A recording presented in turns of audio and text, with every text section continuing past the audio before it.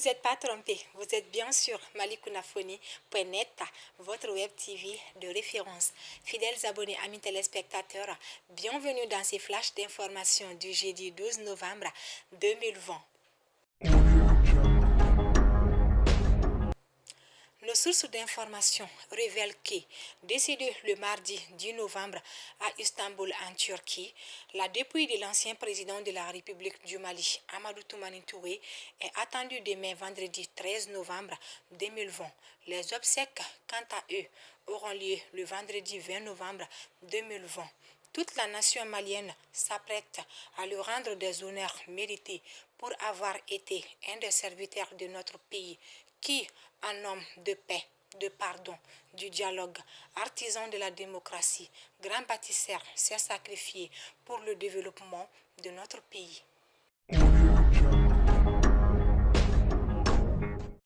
Un mois après la tenue des examens du diplôme d'études fondamentales DF, les candidats ont été fixés hier, mercredi 13 novembre 2020, sur leur sort. En effet, le département de l'éducation nationale vient de proclamer les résultats sanctionnant l'année académique 2019-2020. Selon les statistiques, sur les 239 328 candidats inscrits, dont 113 805 filles et 125 523 garçons. 140 866 ont été admis, soit 64,37%. Il faut retenir, selon ces résultats, que ce sont 65 936 filles et 74 930 garçons qui ont été admis à cet examen diplôme d'études fondamentales du DF de 2019-2020.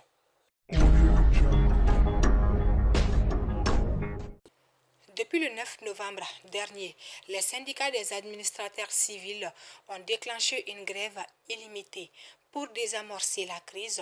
Lors d'un point de presse animé ce mercredi 11 novembre, le gouvernement demande aux syndicats de patienter au moins jusqu'à la prochaine conférence sociale. En présence de ses homologues de la sécurité et de la protection civile et de l'emploi et de la fonction publique, Monsieur le ministre de l'administration territoriale a estimé qu'au regard des contraintes financières, le contexte ne se prête pas en grève, encore moins une grève des administrateurs civils. Le mouvement de grève en cours ne permet pas l'exécution correcte des missions assignées à la transition, a indiqué le ministre Abdoulaye Maïga, et d'affirmer la disponibilité du gouvernement au dialogue. Rappelons que la mission assignée au gouvernement de transition prend en priorité l'achèvement de la réorganisation territoriale, la mise en œuvre de l'accord et l'organisation de plusieurs élections, dont les législatives, la présidentielle, celle des conseillers des collectivités territoriales ou du Sénat. Il faut noter que sur 11 points de revendication, 2 ont fait l'objet d'accords et 2 autres l'objet d'accords partiels. Selon le ministre Maïga, pour les autres points, l'incidence financière est estimée à 26,6 milliards de nos francs. Plusieurs syndicats des travailleurs, dont l'Union nationale des travailleurs du Mali, l'UNTM, sont ou menacent d'aller en grève. C'est le cas de la plateforme des syndicats de la santé du Mali qui, hier 11 novembre 2020, vient d'adresser au gouvernement un préavis de grève de 192 heures, soit 8 jours. S'adresser au gouvernement, s'il n'y a pas d'accord entre le syndicat et le gouvernement, c'est du 25 au 27 novembre 2020, reconductible selon eux pour 120 heures, soit 5 jours du 5 au 11 décembre 2020. La plateforme des syndicats de la santé du Mali, dans sa revendication, exige sans délai l'adoption du statut des agents de la santé avec sa grille indiciaire annexée, l'intégration des contractuels sur fonds ASACO dans la fonction publique des collectivités, La création d'une passerelle entre la fonction publique des collectivités territoriales et l'enseignement supérieur et de la recherche scientifique, la gestion de la problématique des bi-appartenances, l'intégration des émoluments des bi-appartenants dans le salaire, le paiement des arriérés des bi-appartenants, le paiement des émoluments des bi-appartements des régionaux, la proclamation des résultats des attachés et chargés de recherche session de 2018 et 2019 et l'intégration des contractuels des hôpitaux dans la fonction publique de l'État.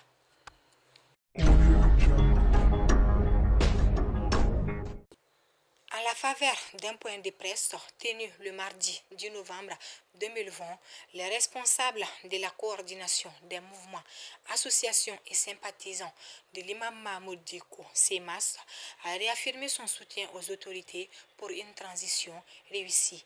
Le coordinateur de la CEMAS, Issa Kaoudjim, a, au nom de la CEMAS, invité le président de la transition Bandawa à procéder à l'audit des ministères, des directions et des services décentralisés pour sanctionner ceux qui ont détourné l'argent public.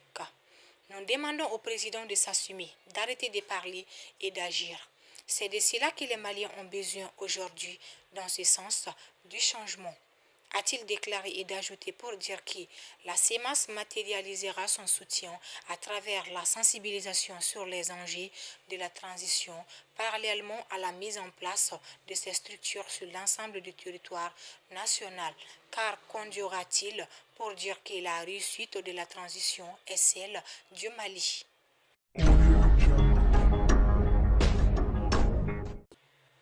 Après la publication de 2 décrets définissant la clé de répartition et les modalités de désignation des membres du Conseil national de la transition, plusieurs partis politiques renoncent à y siéger. Ces regroupements politiques dénoncent une mauvaise répartition et la grande représentation des militaires dans ce Conseil national de la transition qui verra bientôt le jour. En effet, dans un communiqué rendu public hier, la plateforme politique dénommée Espérance Nouvelle Djigukura dénonce un manque de concertation et la modalité de désignation des membres du Conseil national de la transition. Rappelons que selon le décret promulguant, la clé de répartition 22 sièges reviendront aux forces armées de défense et de sécurité contre 19 sièges pour l'ensemble partis politiques. Pour cette plateforme des partis politiques signataires du communiqué, le processus ne respecte aucun texte, ni la Constitution, ni la charte de la transition, encore moins la loi relative à la charte des partis politiques.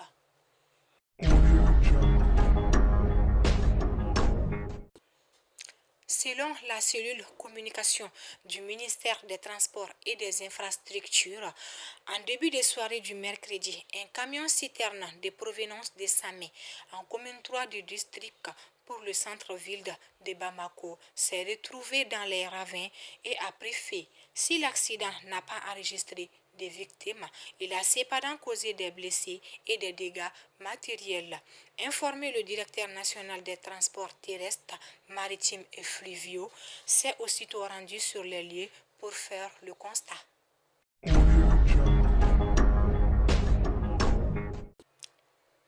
En Côte d'Ivoire, après 2 années de silence et de division, la confiance est enfin rétablie entre le président Ouattara et l'opposant Arikona Bédié.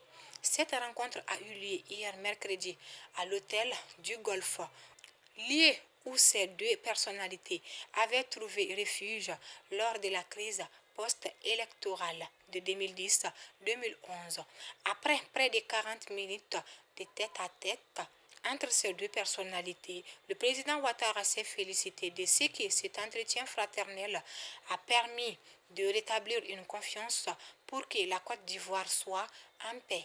À travers cette rencontre d'aujourd'hui, nous allons briser le mur de glace, le silence, et nous allons dans les jours et les semaines à venir continuer à nous téléphoner, à nous rencontrer pour qu'enfin le pays soit ce qu'il était avant, a fait savoir M. Bédié. Fidèles abonnés, amis téléspectateurs de malikounafoni.net, c'était Fatoumata Koulibaly et votre flash d'information du jeudi 12 novembre 2020. Bonne suite des programmes sur malikounafoni.net. Restez connectés.